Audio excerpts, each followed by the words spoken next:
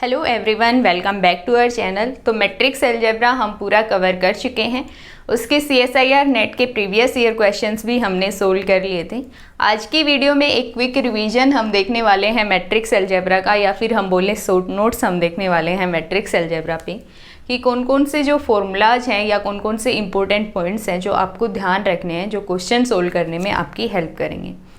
तो जैसा कि आपको पता ही होगा कि कॉम्प्लेक्स एनालिसिस, डिफरेंशियल इक्वेशन और मैट्रिक्स अलजेब्रा कंप्लीट हमने किया है अपने चैनल पे, और उनकी प्लेलिस्ट हमने बना रखी है। तो कॉन्टिन्यूसली वीडियोज़ आप देख सकते हो, और अगर आप सिर्फ उतना भी कवर करते हो तो आपका क्वेश्चन अटैम्प्ट हो जाएगा एग्ज़ाम में।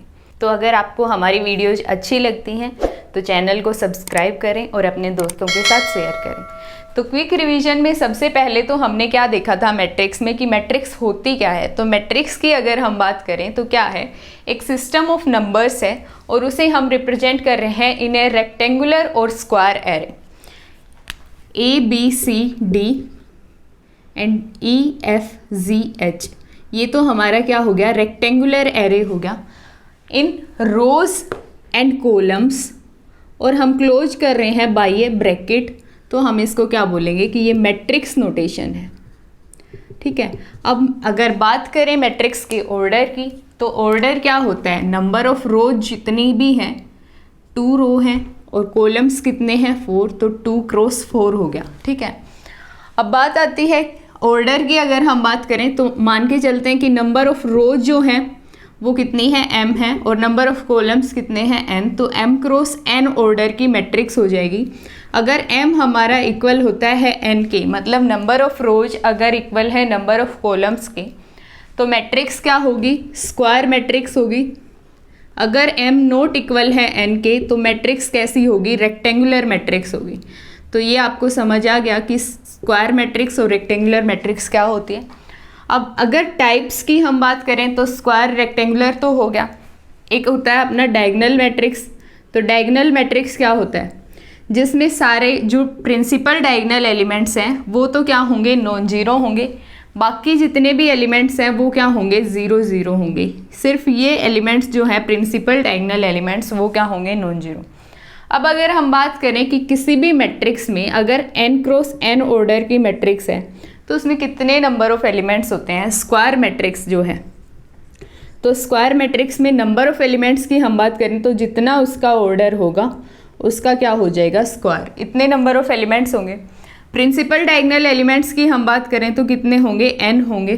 ठीक है, अब अगर हम प्रिंसिपल डायगोनल एलिमेंट्स से जो नीचे वाले एलिमेंट्स हैं उनको हम बोलते हैं लोअर ट्रायंगुलर एलिमेंट्स।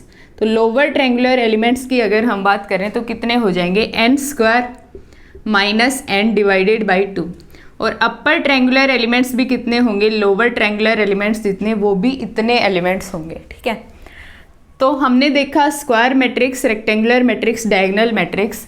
एक अपना होता है नल मैट्रिक्स, जिसमें क्या होगा, सारे के सारे एलिमेंट्स क्या होंगे, 0 होंगे। तो नल मैट्रिक्स को हम कैपिटल O से भी रिप्रेजेंट करते हैं, और उसमें सारे एलिमेंट्स क्या होते हैं, 0 होते हैं।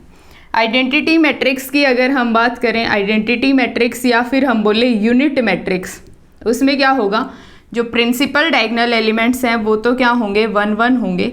बाकी जो एलिमेंट्स हैं वो क्या होंगे, 0 0 होंगे। ठीक है, तो यूनिट मैट्रिक्स भी क्या है, एक डायगोनल मैट्रिक्स है, लेकिन उसके जो प्रिंसिपल डायगोनल एलिमेंट्स हैं वो क्या है, 1 1 है। अब हम बात करें अगर रो मैट्रिक्स की, तो रो मैट्रिक्स में क्या होगा, सिर्फ एक रो होगी, इस टाइप की मैट्रिक्स होगी। कॉलम मैट्रिक्स की हम बात करें तो एक कॉलम होगा उसमें, इस टाइप की एक मैट्रिक्स होगी। ठीक है, नेक्स्ट था अपना अपर ट्रायंगुलर मैट्रिक्स। तो अपर ट्रायंगुलर मैट्रिक्स की अगर हम बात करें तो उसमें जो अपर ट्रायंगुलर एलिमेंट्स थे, प्रिंसिपल डायगोनल एलिमेंट्स ABC या फिर 0 0 0 भी हो सकते हैं। कैसे, कोई भी ABC की कोई भी वैल्यू हो सकती है, प्रिंसिपल डायगोनल एलिमेंट्स, और उसके ऊपर के जो एलिमेंट्स होंगे वो क्या होंगे, एलिमेंट्स प्रेजेंट होंगे। कंडीशन क्या होगी कि लोअर ट्रायंगुलर एलिमेंट्स जो हैं अपर ट्रायंगुलर मैट्रिक्स के लिए, लोअर ट्रायंगुलर एलिमेंट्स क्या होंगे, 0 0 होंगे। ठीक है, प्रिंसिपल डायगोनल एलिमेंट्स से नीचे के एलिमेंट्स क्या होते हैं, 0। लोअर ट्रायंगुलर मैट्रिक्स की अगर हम बात करें तो उसमें क्या होता है, अपर ट्रायंगुलर एलिमेंट्स जो होते हैं वो 0 0 होते हैं। नेक्स्ट हमारा था सिमेट्रिक मैट्रिक्स। तो सिमेट्रिक मैट्रिक्स कौन सी होती है, जिसको हम कैसे लिख सकें, A transpose is equal to A. और मैट्रिक्स नोटेशन आपको पता होगा कि अगर ए मैट्रिक्स की मैट्रिक्स नोटेशन एलिमेंट्स नोटेशन हम देखते हैं तो कैसे लिखते हैं, ए आई जे की फॉर्म में। तो यहाँ पे क्या लिखेंगे कि ए आई जे किसके इक्वल हो, अगर ए जे आई के इक्वल हो तो मैट्रिक्स क्या होगी, सिमेट्रिक मैट्रिक्स होगी। नेक्स्ट था अपना skew symmetric matrix. Skew symmetric में क्या होगा कि अगर ए ट्रांसपोज हमारा किसके इक्वल हो, माइनस ए के इक्वल हो, तो मैट्रिक्स क्या है, स्क्यू सिमेट्रिक है। फिर हमने ट्रेस ऑफ मैट्रिक्स देखा था और ट्रेस ऑफ मैट्रिक्स की कुछ प्रॉपर्टीज हमने देखी थी। ट्रेस ऑफ मैट्रिक्स होता क्या है, sum of principal diagonal elements, sum of principal diagonal elements. और उसके लिए प्रॉपर्टीज क्या है, sum of principal diagonal elements हमारा इक्वल होता है, आपने देखा होगा किसके, सम ऑफ आइगन वैल्यूज के इक्वल होता है। तो उसके लिए प्रॉपर्टी थी हमारी कि ट्रेस ऑफ, अगर हम ऐसे लिखें trace of A into B, तो वो किसके इक्वल होगा, trace of B into A. Trace of A plus B किसके इक्वल होगा, trace of A matrix plus trace of B matrix. इस टाइप की कुछ प्रॉपर्टीज थी। और इंपॉर्टेंट प्रॉपर्टीज क्या है ट्रेस ऑफ मैट्रिक्स की, वो है ट्रेस ऑफ के इंटू ए। अगर हम लिखें जहाँ पे क्या है, के क्या है, कोई स्केलर है, तो वो किसके इक्वल होगा, के इंटू में ट्रेस ऑफ ए मैट्रिक्स के इक्वल होगा। Trace of A into B हमने देखा ट्रेस ऑफ बी ए के इक्वल होता है। ट्रेस ऑफ ए किसके इक्वल होता है, ट्रेस ऑफ ए ट्रांसपोज के इक्वल होता है, क्योंकि ट्रांसपोज लेने पे जो डायगोनल एलिमेंट्स हैं वो चेंज नहीं होते हैं। तो डायगोनल एलिमेंट्स सेम रहेंगे तो उनका सम अगर हम करते हैं तो वो भी क्या आएगा, सेम आएगा। तो ट्रेस इक्वल होता है ट्रेस ऑफ ए और बी का अगर कॉम्यूटेशन हम लें तो वो क्या होता है, ज़ीरो के इक्वल होता है, क्योंकि हमने क्या देखा कि ट्रेस ऑफ ए बी वो किसके इक्वल है, ट्रेस ऑफ बी ए के इक्वल है। तो इसको हम लिखेंगे तो कैसे लिखेंगे, A B minus B A, तो किसके इक्वल आएगा, जीरो के इक्वल आएगा। अब trace of A into B into C अगर हम देखें तो हम ऐसे क्लॉकवाइज अगर जाते हैं तो हम क्या देखेंगे कि वो ट्रेस जो हैं वो इक्वल होते हैं। अगर प्रोडक्ट हम ऐसे करते हैं बी सी ए, वो इक्वल होगा trace of A B C के, और trace of C A B भी इनके इक्वल होगा। और अगर एंटी क्लॉकवाइज डायरेक्शन में हम मूव करते हैं तो वो ट्रेस इक्वल होंगे। अगर हम ऐसे लिखें ट्रेस ए सी बी, वो किसके इक्वल होगा, ट्रेस बी ए सी किसके इक्वल होगा, trace of B A C C B A, ऐसे इक्वल होगा। ठीक है, तो क्लॉकवाइज और एंटी क्लॉकवाइज डायरेक्शन में अगर हम मूव करते हैं तो ट्रेस इक्वल होते हैं। उसके बाद है ट्रेस आइडेंटिटी मैट्रिक्स का अगर हम फाइंड आउट करें तो वो किसके इक्वल होता है, ऑर्डर ऑफ मैट्रिक्स के इक्वल होता है, क्योंकि सम ऑफ प्रिंसिपल डायगोनल एलिमेंट्स क्या होते हैं, 1 1 1 होते हैं, और उतने टाइम्स हम सम करेंगे जितना क्या है, ऑर्डर है, तो ऑर्डर ऑफ मैट्रिक्स के इक्वल आएगा। ट्रेस ऑफ आइडेम्पोटेंट मैट्रिक्स का किसके इक्वल होता है, रैंक ऑफ मैट्रिक्स के इक्वल होता है। तो हम देखेंगे आइडेम्पोटेंट मैट्रिक्स कौन सी होती है। रैंक ऑफ मैट्रिक्स के इक्वल होगा ट्रेस ऑफ निलपोटेंट मैट्रिक्स जो है वो किसके इक्वल होता है, ज़ीरो के इक्वल होता है। तो अभी बात आती है आइडेम्पोटेंट मैट्रिक्स की, तो उससे पहले हम देख लेते हैं पीरियोडिक मैट्रिक्स क्या होती है। पीरियोडिक मैट्रिक्स होती है, पीरियोडिक मैट्रिक्स की अगर हम बात करें तो हम क्या कहते हैं कि किसी kth ऑर्डर के बाद वो जो मैट्रिक्स है वो खुद को क्या करना स्टार्ट कर देगी, रिपीट करना स्टार्ट कर देगी। तो अगर हम बात करते हैं कि पीरियोडिक मैट्रिक्स है ऑफ ऑर्डर क्या, k, तो उसके लिए कंडीशन क्या होगी कि ए के प्लस 1 किसके इक्वल होगा, ए के इक्वल होगा। तो पीरियोडिक मैट्रिक्स के लिए कंडीशन क्या होती है, अगर ये हमें गिवन है कि ऑर्डर कितना है k, तो उसके लिए कंडीशन क्या होती है कि या तो ए मैट्रिक्स जो है वो क्या होगी, सिंगुलर होगी, या फिर क्या होगा कि a raise to power k किसके इक्वल होगा, आइडेंटिटी के इक्वल होगा। ये दो कंडीशन हो सकती हैं कि ए मैट्रिक्स या तो सिंगुलर होनी चाहिए या उसका जो ऑर्डर हमें गिवन है उतनी पावर लेने पे क्या आना चाहिए, आइडेंटिटी आना चाहिए। अगर ए नॉन सिंगुलर होती है तो ये कंडीशन होल्ड करेगी, और अगर ये कंडीशन होल्ड करती है तो ए क्या होगी, नॉन सिंगुलर होगी। अगर ए सिंगुलर होती है तो उसके लिए ये कंडीशन होल्ड कराने की ज़रूरत नहीं, ए सिंगुलर है मतलब क्या है, पीरियोडिक मैट्रिक्स है, और उसके साथ साथ ये कंडीशन भी सेटिस्फाई होनी चाहिए। नेक्स्ट है अपना आइडेम्पोटेंट मैट्रिक्स। तो आइडेम्पोटेंट मैट्रिक्स कौन सी होती है? आइडेम्पोटेंट मैट्रिक्स होती है जिसके लिए ए स्क्वायर किसके इक्वल होता है? ए के इक्वल होता है। तो ए स्क्वायर इज इक्वल टू ए की अगर हम बात करें तो उसके लिए कंडीशन क्या होगी कि ए अपनी क्या होगी? ए इंटू ए माइनस वन आइडेंटिटी से हम निकालेंगे। तो या तो ए क्या होगी? सिंगुलर मैट्रिक्स होगी, या ए किसके इक्वल होगी? आइडेंटिटी के इक्वल होगी। तो इसके लिए ये कंडीशन होगी। नेक्स्ट है अपना निलपोटेंट मैट्रिक्स। तो निलपोटेंट मैट्रिक्स कौन सी होती है? जब ए रेज टू पावर के किसके इक्वल हो? 0 के इक्वल हो, तो हम क्या बोलेंगे? निलपोटेंट मैट्रिक्स है। तो निलपोटेंट मैट्रिक्स के लिए कंडीशन क्या हो जाएगी कि ए क्या होगी? एक सिंगुलर होगी, सिंगुलर मैट्रिक्स होगी।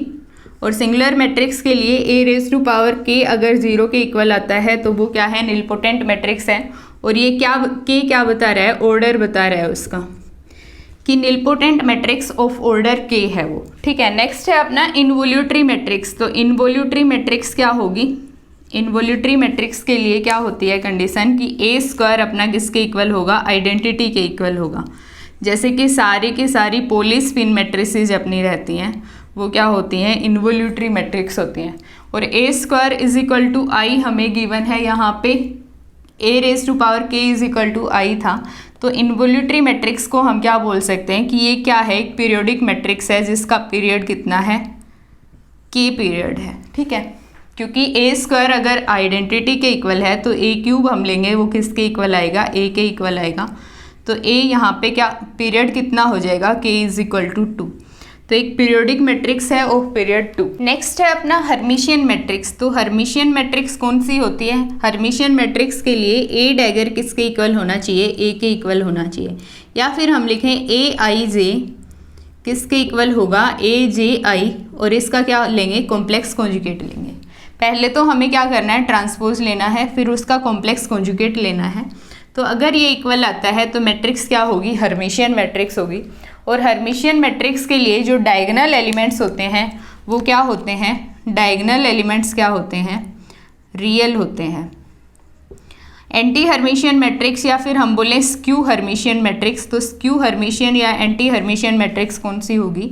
जिसमें ए डैगर किसके इक्वल होगा? माइनस ए के इक्वल होगा। या फिर हम लिखें ए आई जे जो है वो किसके इक्वल होगा? माइनस ऑफ ए जे आई और उसका कॉम्प्लेक्स कॉन्जुगेट। ठीक है।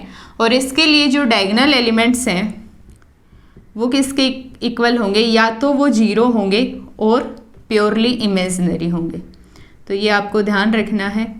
और बाकी जो पॉइंट्स हमने देखे थे वो अगर आपको डेफिनेशन याद होती है तो वो पॉइंट्स आप निकाल सकते हो। तो इसके बाद हमने देखा था डॉट प्रोडक्ट्स या फिर इनर प्रोडक्ट्स ऑफ वेक्टर्स। तो डॉट प्रोडक्ट ऑफ वेक्टर्स तो जैसे हम वेक्टर अलजेब्रा में करते हैं, फॉर रियल वेक्टर्स के लिए हम लिखते हैं ए डॉट बी किसके इक्वल होता है? अगर हम मान के चलते हैं कि जो ए वेक्टर है उसके जो एलिमेंट्स हैं वो क्या है? A11, A12, A13 इस टाइप से हैं। या फिर A1, A2, A3 है। और नेक्स्ट जो बी वेक्टर है उसके एलिमेंट्स हैं हमारे B1, B2, B3। तो ए डॉट बी किसके इक्वल आ जाएगा? A1, B1 plus A2, B2 plus A3, B3 इस टाइप से हो जाएगा। और जो डॉट प्रोडक्ट्स हम पढ़ते हैं ना, वो डॉट प्रोडक्ट्स वेक्टर अलजेब्रा में हम पढ़ते हैं तो वो रियल वेक्टर्स के लिए होती है। लेकिन अगर कॉम्प्लेक्स वेक्टर की हम बात करें तो वहाँ पे अपनी इनर प्रोडक्ट आती है। तो वो भी हमने देखी थी। और इनर प्रोडक्ट को हम रिप्रेजेंट करते हैं ए डैगर इंटू बी से। ठीक है। तो ये रियल और कॉम्प्लेक्स दोनों के लिए वैलिड है, दोनों में जनरल है ये। तो यहीं से हमने देखा था कि नॉर्मलाइजेशन कंडीशन और ऑर्थोगोनैलिटी कंडीशन क्या होती है। तो ए डैगर इंटू बी अगर हम करते हैं और वो किसके इक्वल आता है? 0 के इक्वल आता है। तो इसको हम बोलते हैं ऑर्थोगोनैलिटी कंडीशन। और इसको हमने लिंक किया था क्वांटम मैकेनिक्स से, कि क्वांटम मैकेनिक्स में जैसे हम लिखते हैं साई एम स्टार इंटू में साई एन 0 के इक्वल होता है। या फिर अगर हम लिखें bra psi M and ket psi N 0 के इक्वल होगा। या फिर हम लिखें minus infinity to infinity psi M star into में साई एन डी टू किसके इक्वल होगा? 0 के इक्वल होगा। ठीक है। तो ये तो ऑर्थोगोनैलिटी कंडीशन होगी। नॉर्मलाइजेशन कंडीशन की अगर हम बात करें तो ए का इनर प्रोडक्ट ए के साथ वो किसके इक्वल होगा? 1 के इक्वल होगा। जैसे क्वांटम मैकेनिक्स में भी हम देखते हैं कि जो अपने वेक्टर्स होते हैं, वेव फंक्शंस जो होते हैं वो क्या होते हैं? ऑर्थोनॉर्मल होते हैं। मतलब अगर सेम के साथ अगर प्रोडक्ट हम लेते हैं तो वो किसके इक्वल आएगी? 1 के ही इक्वल आएगी। ठीक है। ऑर्थोनॉर्मल से मतलब है कि अगर साई एम साई एन हम लिखते हैं तो वो किसके इक्वल आएगा, डेल्टा एम एन के इक्वल आएगा। अगर m इक्वल टू एन है तो क्या आ गई, नॉर्मलाइजेशन कंडीशन आ गई, 1 के इक्वल आएगा। अगर m नॉट इक्वल है n के तो अपना क्या आएगा, 0 आएगा, डेल्टा एम एन की वैल्यू 0 आएगी। तो वो क्या बताएगा, ऑर्थोगोनैलिटी कंडीशन। उसके बाद हमने देखा था कि ऑर्थोगोनैलिटी मैट्रिक्स क्या हो, ऑर्थोगोनल मैट्रिक्स क्या होती है। ऑर्थोगोनल मैट्रिक्स देखी थी हमने। तो ऑर्थोगोनल मैट्रिक्स क्या होती है कि अगर हम ऐसे लिखते हैं A इंटू में A ट्रांसपोज, या फिर हम लिखें A ट्रांसपोज इंटू में A, और अगर वो आइडेंटिटी के इक्वल आता है तो हम क्या बोलेंगे कि A मैट्रिक्स क्या है, ऑर्थोगोनल मैट्रिक्स है। और ऑर्थोगोनल मैट्रिक्स के लिए जो डिटर्मिनेंट हम लिखते हैं उसकी वैल्यू क्या आती है, +-1 आती है हमेशा। और जो A ट्रांसपोज होता है वो किसके इक्वल होता है, A इनवर्स के इक्वल होता है।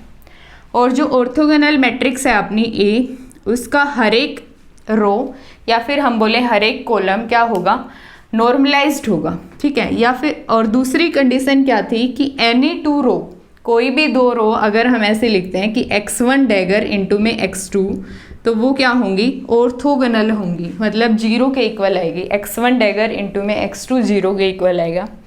और अगर किसी भी एक रो की अगर हम बात करते हैं कि each row and each column of an orthogonal matrix, वो क्या होते हैं, नॉर्मलाइज्ड होते हैं।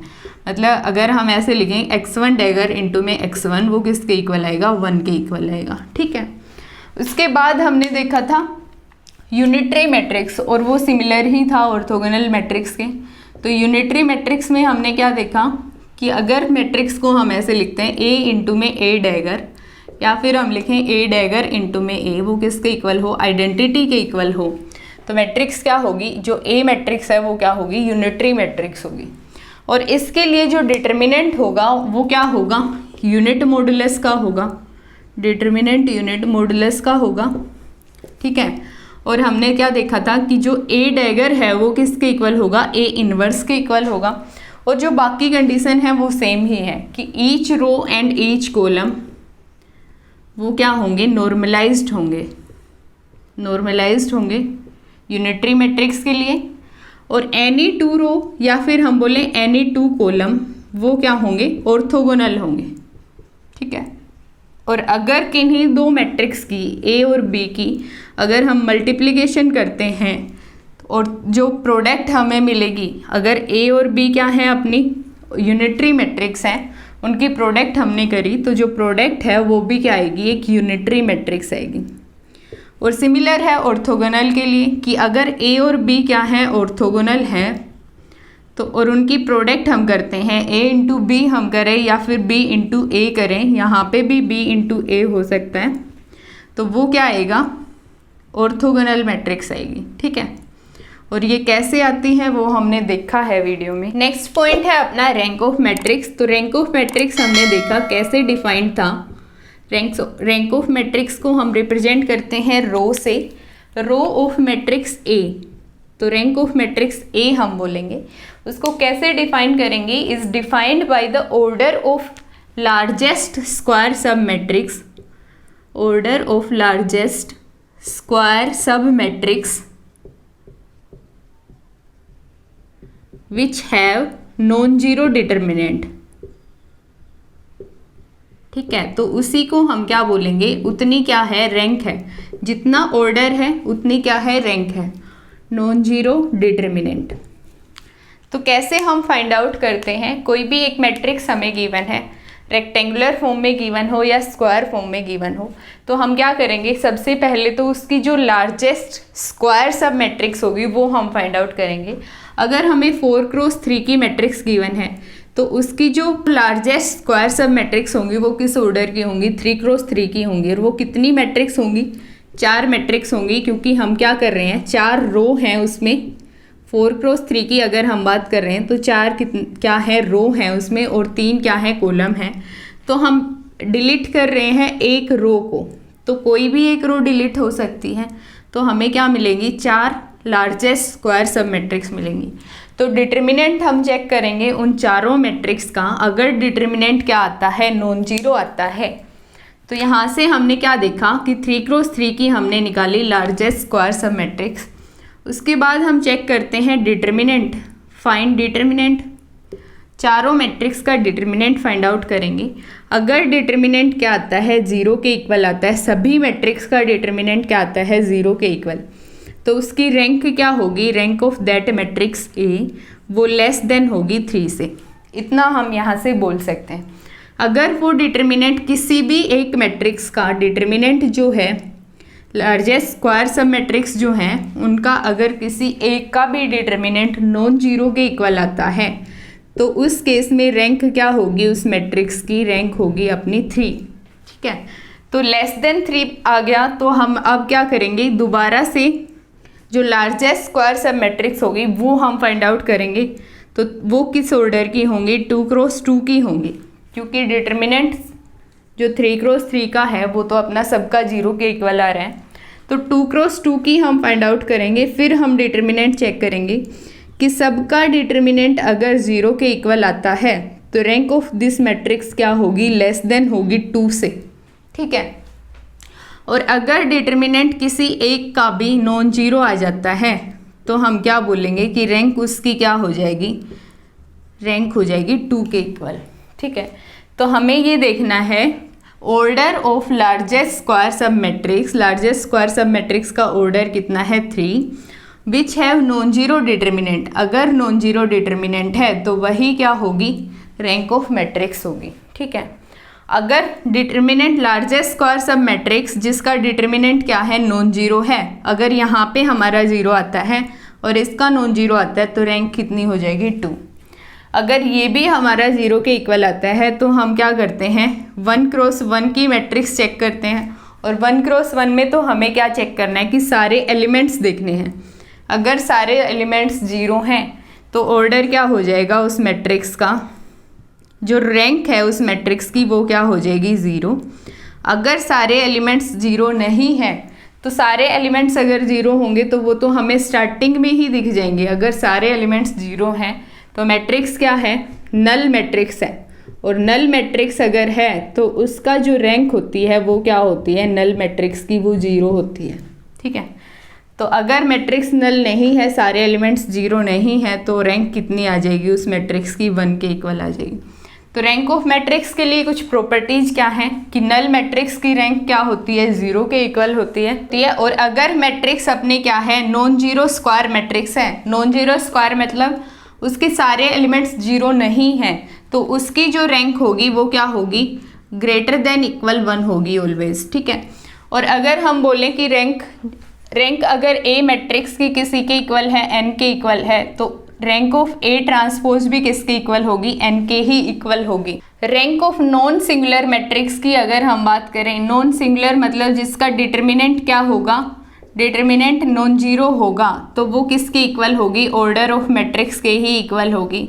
और रैंक अगर हम फाइंड आउट करें प्रोडक्ट ऑफ 2 मैट्रिक्स, तो वो किसके इक्वल होगी, ऑलवेज लेस देन होगी रैंक ऑफ आइदर मैट्रिक्स, मतलब रैंक ऑफ ए से भी लेस होगी और रैंक ऑफ बी से भी लेस होगी, ए इंटू बी की रैंक। ठीक है, तो ये आपको ध्यान रखना है। तो इसके बाद हमने देखा था nature of solution, nature of solution of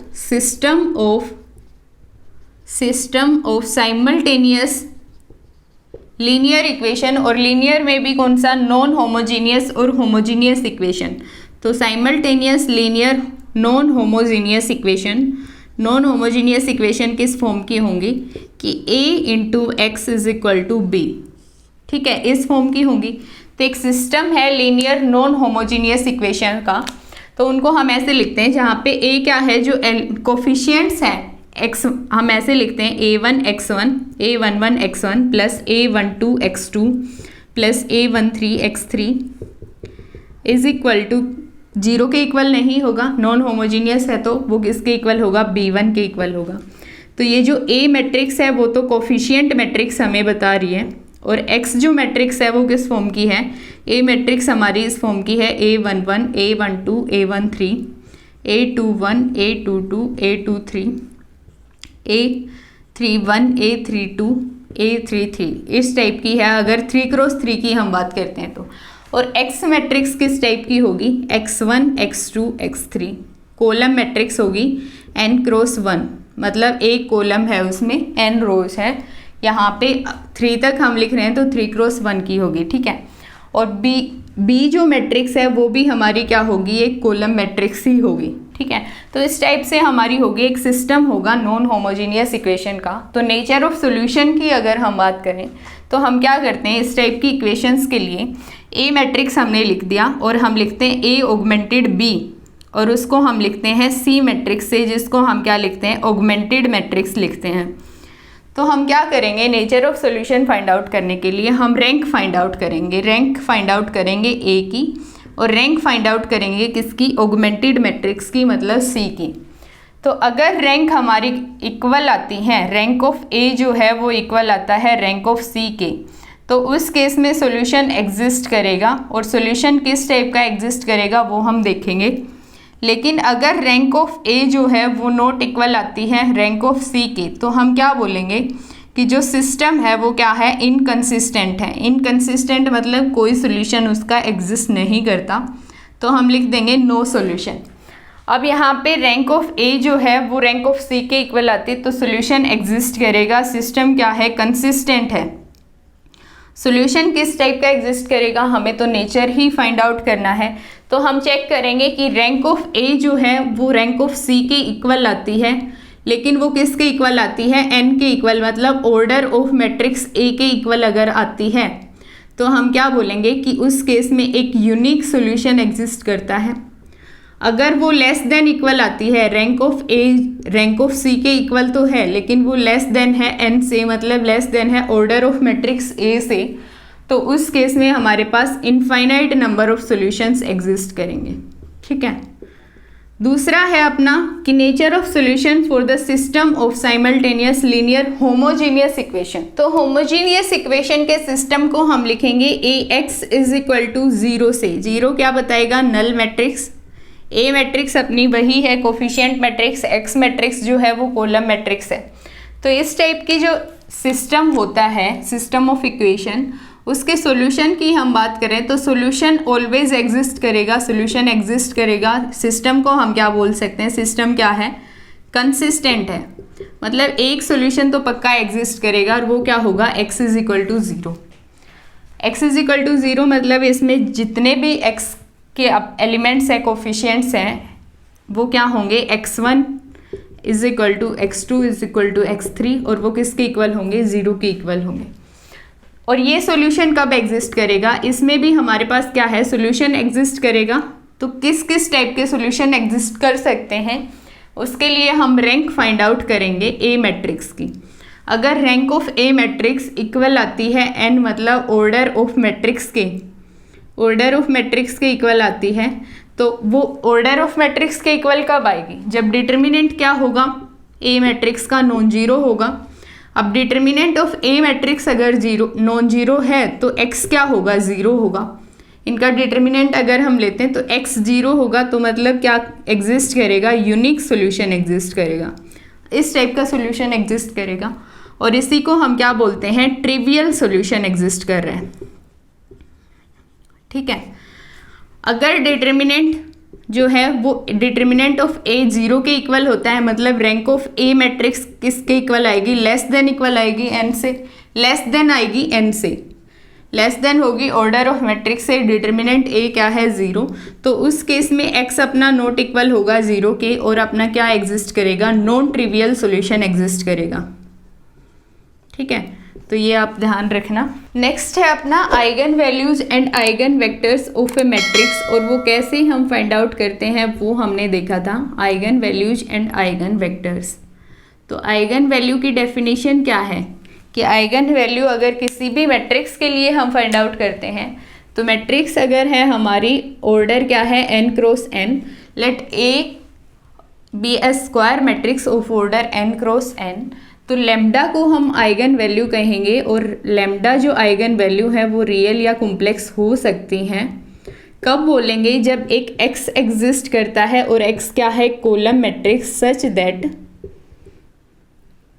कि अगर हम ऐसे लिख पाते हैं ax is equal to lambda x, तो यहाँ पे जो लेम्डा होगा वो क्या बताएगा, आइगन वैल्यू होगी a मैट्रिक्स की, ठीक है। और जो x होगा वो हमारा क्या होगा, आइगन वेक्टर होगा, तो हम क्या कह रहे हैं कि आइगन वैल्यू क्या है, A, let A B A matrix of order n cross n, तो lambda is said to be the eigenvalue of matrix A if there exist a X column matrix such that A X is equal to lambda X. तो इसको हम कैसे लिख सकते हैं, अगर lambda x को हम इस साइड लेके आए तो ए माइनस लैम्डा इंटू में आइडेंटिटी इंटू एक्स किसके इक्वल होगा, 0 के इक्वल होगा। तो ये हमें क्या बता रहा है, एक सिस्टम बता रहा है, system of linear homogeneous equation, क्योंकि यहाँ पे क्या है, नल मैट्रिक्स है। तो ये क्या है, सिस्टम ऑफ होमोजीनियस इक्वेशन है, लीनियर होमोजीनियस इक्वेशन। और इसके सॉल्यूशन की अगर हम बात करें तो नॉन ट्रिवियल सॉल्यूशन कब एग्जिस्ट करेगा। नॉन ट्रिवियल सॉल्यूशन का मतलब क्या है कि x अपना क्या होगा, नॉट इक्वल टू 0। तो x नॉन जीरो होगा तो a माइनस लेमडा आई का डिटर्मिनेंट किसके इक्वल होना चाहिए, 0 के इक्वल होना चाहिए। तो आइगन वैल्यू को हम ऐसे भी डिफाइन करते हैं कि आइगन वैल्यू वो लेमडा वैल्यू है जिसके लिए नॉन ट्रिवियल सॉल्यूशन एग्जिस्ट करता है x का। तो नॉन ट्रिवियल सॉल्यूशन एग्जिस्ट करेगा तो a माइनस लेमडा आई का डिटर्मिनेंट हम 0 के इक्वल रखेंगे। और यहीं से एक इक्वेशन हमारी आती है, लेमडा जितनी भी a की पावर है, a का ऑर्डर अपना क्या है, n क्रॉस n, तो lambda raise to power n में एक इक्वेशन हमारी आएगी और उस इक्वेशन को ही हम क्या बोलते हैं, कैरेक्टरिस्टिक इक्वेशन। और हमने बाद में पढ़ा भी था, जो केले हैमिल्टन थ्योरम होती है उसमें हमने क्या देखा कि हर एक जो मैट्रिक्स है वो उसकी कैरेक्टरिस्टिक इक्वेशन को सेटिस्फाई करती है। ये क्या होती है, केले हैमिल्टन थ्योरम। तो a माइनस लेमडा आई का डिटर्मिनेंट हमने 0 के इक्वल रखा और वहाँ से ये कैरेक्टरिस्टिक इक्वेशन हमारी आई। तो जो इक्वेशन को हम सोल्व करेंगे तो लेमडा जो वैल्यूज होंगी वो हमें क्या बताएंगी, लेमडा 1, लेमडा 2, लेमडा 3, इस टाइप की जो लेमडा वैल्यूज आती हैं उन्हें ही हम क्या बोलेंगे, आइगन वैल्यूज बोलेंगे। ठीक है, तो आइगन वैल्यू हम बोलेंगे। और हमने देखा था, और इसी को हम क्या बोलते हैं, स्पेक्ट्रम ऑफ आइगन वैल्यूज बोलते हैं। और स्पेक्ट्रल रेडियस की अगर हम बात करें तो स्पेक्ट्रल रेडियस में वो आइगन वैल्यू हम कंसीडर करते हैं जो लार्ज इन मैग्नीट्यूड होती है। साइन की हम बात नहीं करेंगे, लार्ज इन मैग्नीट्यूड होगी, उसी को हम क्या बोलेंगे, स्पेक्ट्रल रेडियस बोलेंगे। तो आइगन वैल्यू हम कैसे फाइंड आउट करेंगे, किसी भी मैट्रिक्स की a माइनस लेमडा आई का डिटर्मिनेंट किसके इक्वल रखेंगे, 0 के इक्वल रखेंगे। वहाँ से कैरेक्टरिस्टिक इक्वेशन हमारी आएगी और उसको सोल्व करने पे लेमडा वैल्यूज हमें मिल जाएंगी। आइगन वेक्टर्स हम कैसे फाइंड आउट करते हैं, आइगन वेक्टर्स हम फाइंड आउट करते हैं किसके लिए, आइगन वैल्यू के लिए। तो हम क्या लिखते हैं, a minus lambda I into में x इज इक्वल टू 0 है हमारा इस इक्वेशन से। तो लेमडा की जगह किसी भी lambda is equal to lambda 1 के लिए आइगन वेक्टर हम फाइंड आउट कर रहे हैं, मतलब x1 हम फाइंड आउट कर रहे हैं, लेमडा इज x लेमडा 1 हम फाइंड आउट कर रहे हैं। तो हम कैसे लिखेंगे, लेमडा की जगह पे हम वैल्यू पुट कर देंगे लेमडा 1 और ये मैट्रिक्स हम सोल्व करेंगे। a minus lambda I matrix होगी, यहाँ पे क्या होगा, x1, x2, x3 इस टाइप से मैट्रिक्स होगी। और इधर क्या है, नल मैट्रिक्स है। तो कोफिशिएंट हम कंपेयर करेंगे मल्टीप्लिकेशन के बाद और हमें x1, x2, x3 जो कोफिशिएंट्स हैं x मैट्रिक्स की, उनकी वैल्यूज हमें पता चल जाएगी। मतलब हमें x मैट्रिक्स की वैल्यू पता चल जाएगी for a particular lambda value. ठीक है, तो दूसरी किसी आइगन वैल्यू के लिए lambda is equal to lambda 2 के लिए भी आइगन वैल्यू हम कैसे फाइंड आउट करेंगे, लेमडा की जगह पे आइगन वैल्यू हम पुट करेंगे a minus lambda I into x को जब हम सोल्व करेंगे तो हमें x वैल्यू मिल जाएगी। उसके बाद हमने देखा था डीजेनरेट और नॉन डीजेनरेट आइगन वैल्यू। तो डीजेनरेट और नॉन डीजेनरेट आइगन वैल्यू की हम बात करें तो हम कैसे लिखते हैं कि डीजेनरेट आइगन वैल्यू कौन सी होती है, जो मल्टीपल नंबर ऑफ रिपीट होती है ना, उसी को हम क्या बोलते हैं, डीजेनरेट आइगन वैल्यू। और जितने टाइम्स वो रिपीट हो रही है वो क्या होगी, डीजेनरेसी होगी। मान लो अगर हम ऐसे लिख रहे हैं 1, 1, 2, तो ये जो 1 आइगन वैल्यू है वो क्या है, डीजेनरेट आइगन वैल्यू है। और ये क्योंकि 2 बार आ रही है तो इसकी डीजेनरेसी क्या हो जाएगी, 2 हो जाएगी। ठीक है, और ये जो 2 आइगन वैल्यू है वो हमारी क्या है, नॉन डीजेनरेट आइगन वैल्यू है। तो डीजेनरेट और नॉन डीजेनरेट आइगन वैल्यू में दो चीज़ें हम पढ़ते हैं। एक तो अपना होता है एल्जेब्रिक मल्टीप्लिसिटी। एल्जेब्रिक मल्टीप्लिसिटी क्या होगा?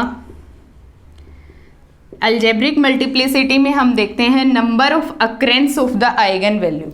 तो number of occurrences of eigenvalue degenerate की अगर हम बात करें तो डीजेनरेट के लिए वो क्या होगी? ग्रेटर देन 1 होगी। और नॉन डीजेनरेट की अगर हम बात करते हैं नंबर ऑफ अक्रेंस क्या होगी? नॉन डीजेनरेट के लिए एक ही होगी, ठीक है, क्योंकि नॉन डीजेनरेट के लिए तो सिर्फ एक बार ही आइगन वैल्यू आनी चाहिए। दूसरा हम पढ़ते हैं ज्योमेट्रिक मल्टीप्लिसिटी। तो ज्योमेट्रिक मल्टीप्लिसिटी में हम क्या देखते हैं? ज्योमेट्रिक मल्टीप्लिसिटी में हम देखते हैं number of linearly independent eigenvectors. तो number of linearly independent eigenvectors हम फाइंड आउट करते हैं। तो number of linearly independent eigenvectors जो हैं वो नॉन डीजेनरेट आइगन वैल्यू के लिए तो क्या होगा? एक ही होगा। तो GM की अगर हम बात करें तो वो नॉन डीजेनरेट के लिए क्या होगी? 1 होगी। और डीजेनरेट आइगन वैल्यू के लिए जो number of linearly independent eigen vectors हैं वो क्या होंगे? ग्रेटर देन इक्वल 1 होंगे। तो ग्रेटर देन इक्वल 1 होंगे, लेकिन वो किसके इक्वल होंगे? n-r के इक्वल होंगे, जहाँ पे n क्या बताता है? ऑर्डर ऑफ मैट्रिक्स A, और r हमारा क्या बताता है? Rank of matrix. और रैंक ऑफ मैट्रिक्स कौन सी? A माइनस लेमडा आई की रैंक, ठीक है। तो इस मैट्रिक्स की रैंक हमें हमारा बता रहा है r। तो n-r से हम क्या फाइंड आउट करेंगे? ज्योमेट्रिक मल्टीप्लिसिटी, या फिर हम बोले number of linearly independent eigen vectors for degenerate eigen value. और क्वांटम मैकेनिक्स से हमने कंपेयर किया था इसको कि क्वांटम मैकेनिक्स में हम पढ़ते हैं डीजेनरेट और नॉन डीजेनरेट आइगन वैल्यू। तो हम क्या बोलते हैं कि डीजेनरेट आइगन वैल्यू कौन सी होती है? जिसके लिए जो number of linearly independent eigen vectors हैं वो ज़्यादा होते हैं, एक से ज़्यादा होते हैं। या फिर हम ऐसे लिखें कि अगर हम मानते हैं कि E जो है हमारा, क्वांटम मैकेनिक्स की हम बात करें, E एनर्जी आइगन वैल्यू है, वो क्या है? डीजेनरेट है। तो उसको डीजेनरेट कब बोलेंगे? जब एक से ज़्यादा आइगन वेक्टर्स इसके लिए एग्जिस्ट करेंगे, तो हम बोलेंगे कि ये वैल्यू जो है वो क्या है? डीजेनरेट है। मतलब यहाँ पे हम ज्योमेट्रिक मल्टीप्लिसिटी की बात करते हैं कि number of linearly independent eigen vector degenerate के लिए क्या होंगे? ग्रेटर देन 1 होंगे। तो उसके बाद हमने देखा था आइगन वैल्यू और आइगन वेक्टर्स की इंपॉर्टेंट प्रॉपर्टीज़ की। उसमें इंपॉर्टेंट पॉइंट्स कौन कौन से हैं कि किस मैट्रिक्स के लिए किस टाइप की आइगन वैल्यू होगी। तो उनमें एक इम्पॉर्टेंट पॉइंट ये था कि अगर कोई भी मैट्रिक्स है उसकी रोज या कॉलम्स को अगर हम एक रो या एक कॉलम के फॉर्म में हम लिख सकते हैं, डिपेंडेंसी हम दिखा सकते हैं। अगर हम ऐसे लिख सकते हैं ए मैट्रिक्स जो है उसकी रो, कोई भी रो हमें गिवन है, हम ऐसे लिख सकते हैं अगर R2 जो है वो डिपेंडेंट है R1 पे, मतलब कोई स्केलर मल्टीपल इंटू R1 है, या फिर R3 जो है वो स्केलर मल्टीपल है R1 के। अगर एक रो के डिपेंडेंट होती हैं अदर रोज, या फिर एक कॉलम के डिपेंडेंट है अदर कॉलम्स, तो उसके लिए जो आइगन वैल्यू होगी वो एक आइगन वैल्यू क्या होगी? Sum of principal diagonal elements, and other eigenvalue क्या होंगी? 0 0 0 होंगी। जितना भी ऑर्डर है उस टाइप से आइगन वैल्यूज हमारी आ जाएंगी। अगर 3x3 की मैट्रिक्स है तो एक आइगन वैल्यू तो हो जाएगी sum of principal diagonal elements, and दो आइगन वैल्यू क्या होंगी? 0 0 होंगी। अगर 4x4 है तो 3 आइगन वैल्यू 0 0 होंगी, और एक आइगन वैल्यू क्या होगी? Sum of principal diagonal elements. तो ये एक इम्पोर्टेंट पॉइंट था, इस पे ज़्यादा क्वेश्चन पूछे गए हैं। बाकी भी इम्पोर्टेंट पॉइंट्स हैं वो आप ध्यान रख लो, तो वो वीडियो से ही आप देख लो, क्योंकि दोबारा से बताने का कोई फ़ायदा नहीं है। क्योंकि अगर सेम पॉइंट्स फिर से रिपीट हम करेंगे तो वही सेम वीडियो बन जानी है। तो आप उसी वीडियो से देख लो आइगन वैल्यूज और आइगन वेक्टर्स की जो इम्पोर्टेंट पॉइंट्स हैं, और वो ज़रूर से ज़रूर देख लो, क्योंकि उन्हीं पे बेस्ड क्वेश्चन आपके बनते हैं। नेक्स्ट जो इम्पोर्टेंट पॉइंट है अपना वो क्या था? Similarity transformation. तो सिमिलरिटी ट्रांसफॉर्मेशन हम लगाते हैं किन्हीं दो मैट्रिक्स पे, सिमिलरिटी ट्रांसफॉर्मेशन। और वो क्या होता है?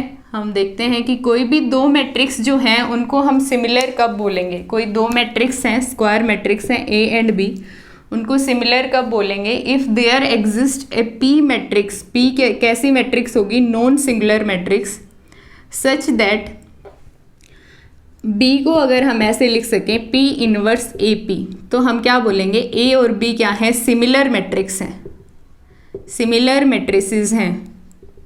और अगर मैट्रिसेस सिमिलर होती हैं तो उनकी characteristic equation, eigen value, trace और डिटर्मिनेंट सेम होते हैं, बट जो आइगन वेक्टर्स होते हैं वो सेम नहीं होते हैं।